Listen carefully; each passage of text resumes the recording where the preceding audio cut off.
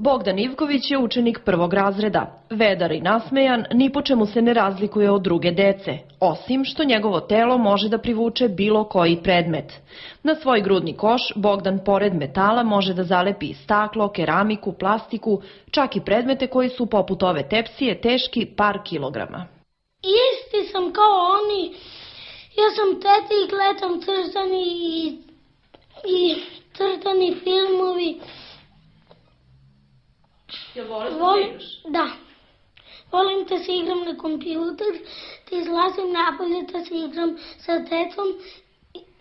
Oni su isti kao ja. Bogdanovu neobičnu sposobnost prvo je primetila njegova majka, još dok je bio beba, ali o tome nikome nije pričala.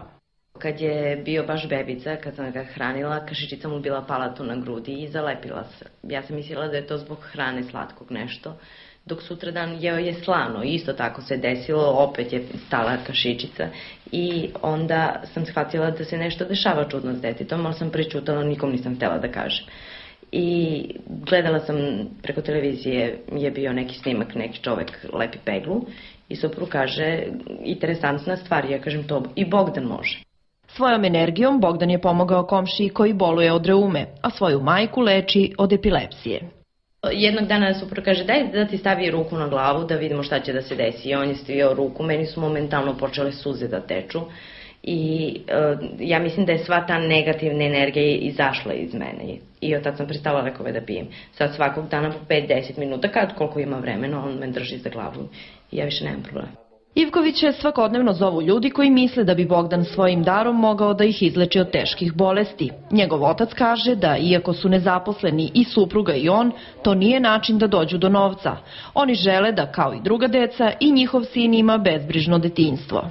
Ljudi zovu, kao i svi ljudi imaju razne probleme, ja kao otac sam tu da zaštitim to dete i apelujem na sve ljude, znači koji imaju deci, koji nemaju dece i koji su dobre volje i namere da puste dete na miru, da to dete odraste, da završi školu.